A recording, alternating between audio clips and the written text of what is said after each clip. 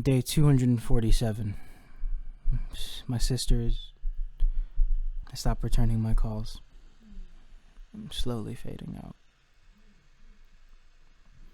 If you see this review, please give it a like. It might save a life. Getting weaker by the day shown in here. Another big 3 review. I think this one's going to be a little quick because I don't want to spend the next 3 hours editing. So let's get right into it. Starting off with My Hero 340. We got the return of useless Miwa. Quirkless Ragdoll. Unbeknownst to me, her search quirk was taken by AFO. Clearly I haven't been reading this manga because I should have known that, but at least we got some goofy faces. It's always fun. There is a plan. All Might has a plan. It seems like he just wants to not only separate AFO and Shigaraki, but the entire League of Villains in an attempt to make this into, well, turn this war into a traditional shonen series of 1v1s, which I'm all for. Plan's already in jeopardy though, because it involves Aoyama, who they clearly state is already wavering. Even when he speaks this chapter, his dialogue bubbles are like squiggly, just to show that he's a bitch. You would think someone who feels so guilty about betraying his classmates and has classmates like Deku would just use the guilt as motivation to cooperate, but clearly that's not the case. Hopefully Aizawa can help him see this plan through. This kid thinks it's opposite day.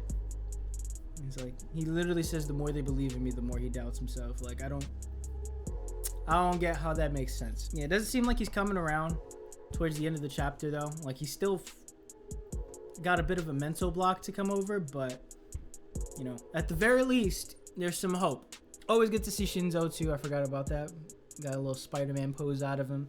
I really hope his quirk turns out to be a huge factor in the war too, because you know, why wouldn't it? Why wouldn't he be able to ask any of these villains who would use any of this chance to monologue a question and then wipe their brains? That seems like, you know, they're talking about getting Dabi away from the Vanguard position. So if he runs into, already forgot his name, I'm so bad. If he runs into Shinzo, then, you know, he could just ask him a question, be like, oh, he's dead, or he's mind blanked for a little bit. Might wanna bring him away. But I can already see that not working out because Dabi's a dude who part of his quirk is to inflict pain on himself. So if you can get out of that genjutsu with some pain, then, you know, by the time they go in to transport him, it might already be messed up. So I don't know. Maybe he's just gonna have to catch him before the battle. I don't know how that's gonna work out, but yeah, more Shinzo and more Medio, please. Moving on to Jujutsu Kaisen, and fuck, give me a break already. You can't have 2 fights, I guess, that ends with him activating his domain, but why do we have to bring simple domains into this thing? Oh, okay, forget it. He's fine. Register's getting the bricks beat off of him. Love to see that. He comes back again and finds the carry weight loophole in Megumi's domain, but seems like Megumi's already addressed the elephant in the room, or the elephant in the domain. Admittedly, this is not my best material, but whatever. Quick chapter. Not much to talk about. Register thought he had exposed the loophole in Megumi's plan, but you know, not the case at all. And he just talked about how Max Elephant being summoned would be, you know, hard for him. And that's what the chapter ends with, Max Elephant just crushing him. So I'm assuming that the next chapter is either going to cut to someone else so we can imply that Megumi won, or,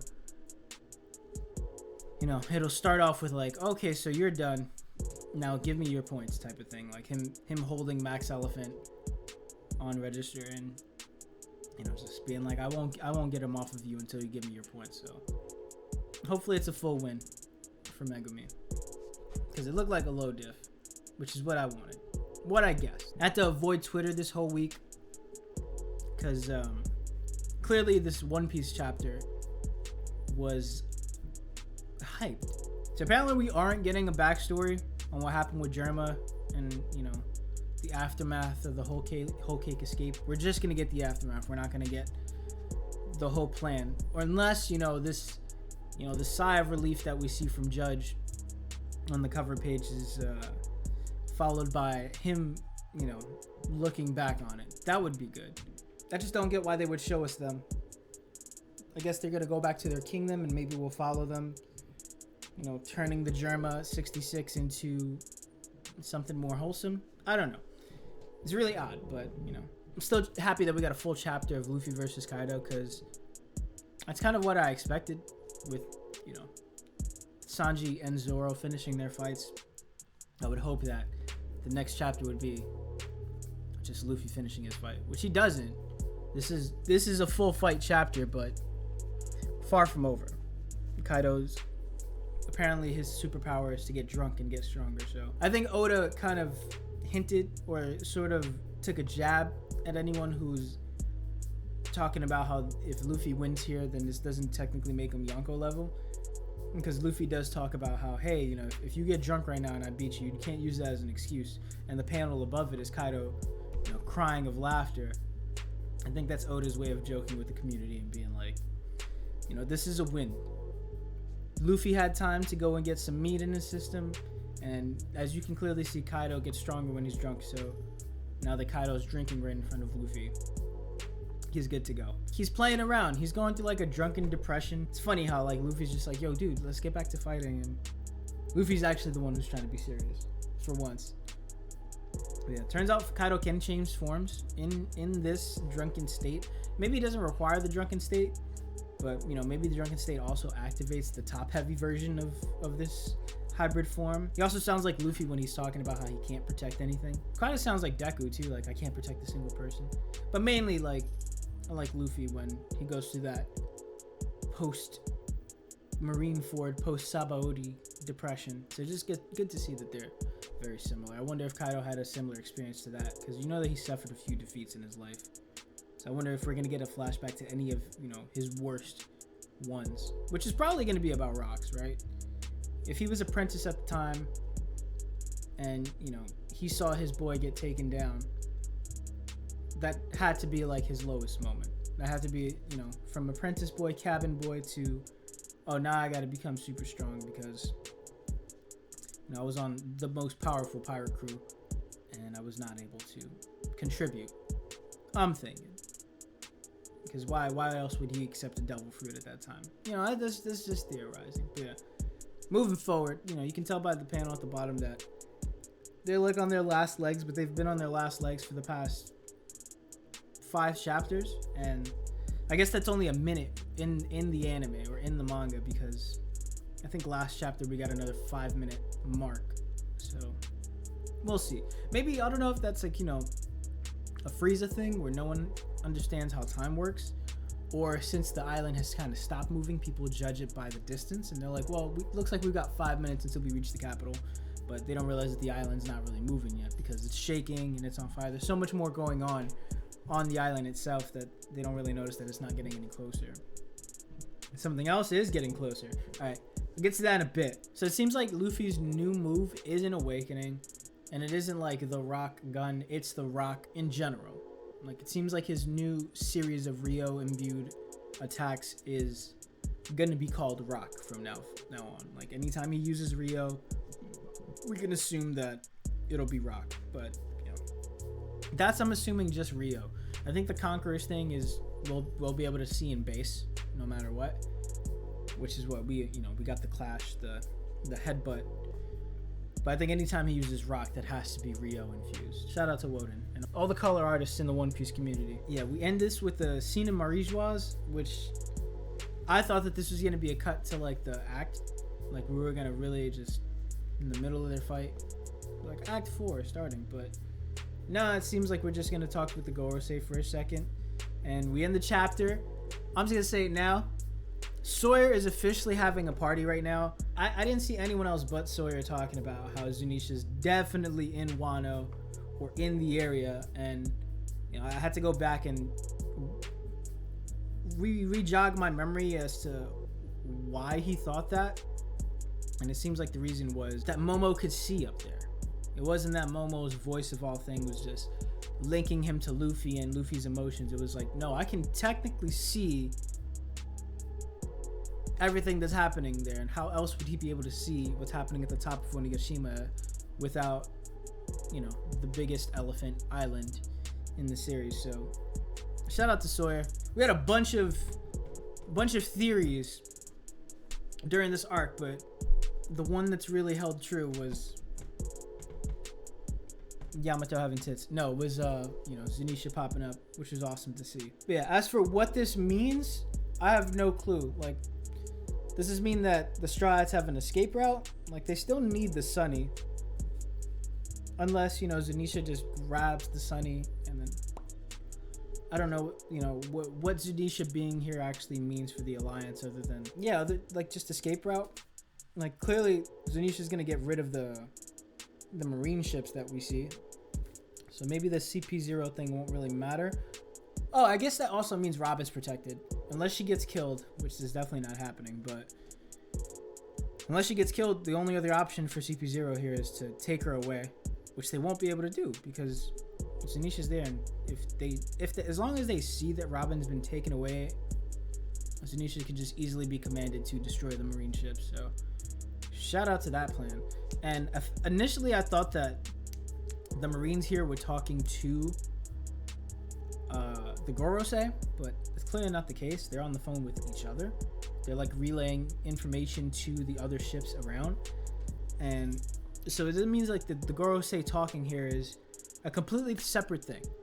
What I think, if they are referring to Zunisha here as like, the devil fruit that was lost to time, then it would mean that Zunisha is actually a human, and the devil fruit that Zunisha has is, like this giant elephant thing. And maybe this human ate the fruit, and maybe that was their punishment, but they were sentenced to roam the ocean for 800 years. And so they won't be able to go back into their human form until after the One Piece has been discovered and the world has been, changed or saved forever. Because that would mean that there's no need for Zoe anymore. The only way that they can change back is if they destroy Zoe, technically. And the only way you could really do that is if the Minks don't need to return to Zoe. Yeah, man, I really have... This really threw me. As much as I didn't expect this, but also still trust the OG Sawyer and his predictions, I still didn't know what to do with that theory, and I still don't know what to do with this now that it's right in front of us. Just don't know what it means. Like, does this mean that Wano's protected once the Straw Hats leave?